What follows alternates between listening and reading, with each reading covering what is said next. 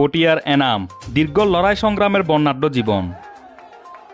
2009 সাল থেকে দীর্ঘ 17 বছর ক্ষমতার বাইরে থাকা দল বিএনপির চট্টগ্রাম দক্ষিণের অন্যতম নেতা আলহাজ এনামুল হক এনাম 2009 সালে রাজনৈতিক পট পরিবর্তনে স্বৈরাচার হাসিনার নেতৃত্বাধীন আওয়ামী লীগ সরকার ক্ষমতায় আসার পর দানের শীষ প্রার্থী শাহজাহান জুয়েল লন্ডনে পাড়ি জমালেও দেশ ছেড়ে যায়নি এনাম। পৈতৃক ভিটা বিক্রি করেছেন রাজনীতি। স্বৈরাচার হাসিনার রোষানলের শিকার হয়ে বারবার করেছেন কারাবরণ। শাহজাহান জুয়েল লন্ডনে পাড়ি জমালেও রাজনৈতিক শূন্যতা সৃষ্টি হয় পটিয়ায়।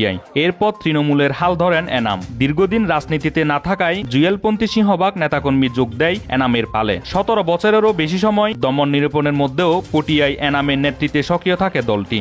2014 সালে ভোট কারচুপির বিতর্কিত নির্বাচনে নৌকার প্রার্থী শামসুল হক চৌধুরী সংসদ সদস্য নির্বাচিত হয়। তবে এই নির্বাচনে বিএনপি সহ বেশ কয়েকটি রাজনৈতিক দল নির্বাচন বয়কট করে। একতরফা নির্বাচনে অংশ না নিয়েও পটিয়ার মানুষের কাছে এনামুল হক এনাম জনতার এমপি উপাধিতে ভূষিত হন। ডজন খানেক মামলায় ফেরারি আসামিও হন এই নেতা। দীর্ঘ লড়াই সংগ্রামে বলিষ্ঠ ভূমিকা রাখায় বিএনপির ভারপ্রাপ্ত চেয়ারম্যান তারেক রহমান তাকে 1 নং যুগ্ম আহ্বায়ক থেকে সিনিয়র যুগ্ম আহ্বায়ক পদে পদোন্নতি দেয়। বিগত 18 সালের জাতীয় নির্বাচনে দেশব্যাপী গায়েবী মামলা ও ধরপাকড়ের মধ্যেও ঘরের আঙ্গিনা থেকে কোর্টের বারান্দা পর্যন্ত তৃণমূলের ভরসার আশ্রয়স্থল ছিল এনাম। এর মাঝে 2 সেপ্টেম্বর এই নেতার দলীয় সদস্যপদ স্থগিত হলে তিনি এটাকে দীর্ঘ ষড়যন্ত্রের অংশ বলে উল্লেখ করেন। তিনি বলেন, তৃণমূলের কর্মীরাই আমার শক্তি, রাজপথ কখনো বেইমানি করে না, অচিরেই আলো আসবে।